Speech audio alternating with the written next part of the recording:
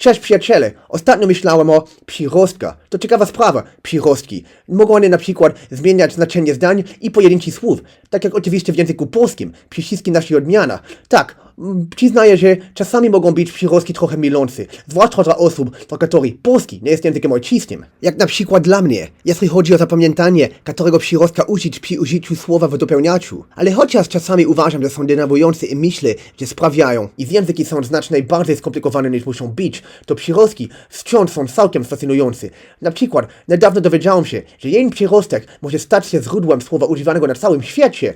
Właśnie tak, bus w słowie autobus pierwotnie był tylko przyrostkiem, a nie samodzielnym wyrazem. Jeśli znasz łacinę, może to rzeczywiście wydawać się znajome. Zwłaszcza jeśli dodajemy przed tym literę i, czyli ibus, końcówka, która w łacinie służy do tworzenia celownika liczby mnogiej niektórych rzeczowników. Podobnie jak tworzy celownik liczby mnogiej polskich rzeczowników. Ściśle mówiąc, końcówka ibus występowała w rzeczownika i przymiotnika trzeciej deklinacji, taki jak mulier, felix, urbs, czy także declinatio, na przykład taką jak te declinaciones przedstawione w tej tabeli. A i, jak widać, była to również końcówka używana w przypadku ablatywnym dla tych samych rzeczowników, na przykład urbibus, czyli dosłownie oddalenie się od miasta. Jednak historia pochodzenia słowa bus jest bardziej związana z łacińskim celownikiem, więc skupmy się na tym przypadku. Jak wiemy z języka polskiego, celownik służy do oznaczania czegoś, co jest komuś dane lub w pewnym sensie udostępnione, na przykład usługi. Tak więc ibus było końcówką celownika liczby mnogiej przymiotnika omnis, czyli wszystek lub każdy, tworząc omnibus, który dosłownie oznaczało wszystkim. Zgodnie z historią, w latach 20. XIX wieku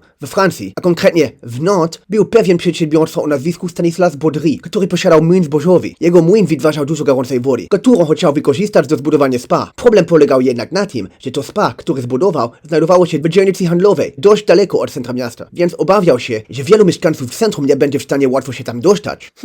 Gdyby tylko istniał jakiś środek transportu, który mógłby przewozić klientów ze centrum miasta do jego spa kilka kilometrów dalej. Postanowił więc stworzyć nowy środek transportu. Powóz koni zdolny przewozić wielu pasażerów po ulicy Nantes. Nazwał go Omnibus i umieścił szyld z chwytliwą nazwą przed sklepem kapelusznika o nazwisku Omnesa, miejscem, z którego odjeżdżał pojazd, aby reklamować swoją nową usługę. A najlepsze w jego Omnibusie było to, że był zupełnie bezpłatny. Nic więc dziwnego, że wielu mieszkańców centrum miasta zainteresowało się tą usługą wspólnych przejazdów, aby dostać się do dzielnicy handlowej. Popyt był więc dość wysoki. Okazało się jednak, że większość osób, które korzystały z przejazdu, w ogóle nie odwiedziało spa pana Baudry'ego. Chcieli po prostu robić interesy w tej okolicy. Oczywiście pan Baudry, jako przedsiębiorca, zauważył, że nie zarabia zbyt wiele na osobę odwiedzającą jego spa, natomiast mogłoby zarabiać znacznie więcej, gdyby zaczął pobierać opłaty za przyjazd swoim omnibusem, jak zaczęto go nazywać w mieście. I tak zrobił, a interesy szły świetnie. Tak świetnie, że wkrótce przenosił się do Paryża, aby uruchomić tam swoje usługi omnibusowe. Stamtąd usługi omnibusowe szybko pojawiły się również w Wielkiej Brytanii. Najpierw w Londynie, a potem w Manchesterze, a następnie w ciągu kolejnych dekad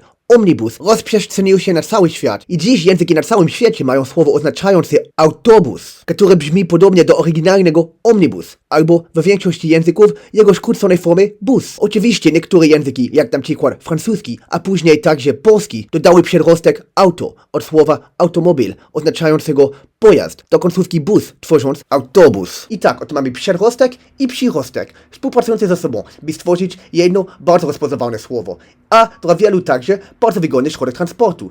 Teraz już znacie tę ciekawą historię pochodzenia. Wszystko dzięki jednemu przyrostkowi i oczywiście odrobinie przedsiębiorczości. Całkiem fajnie, prawda? Dziękuję za oglądanie.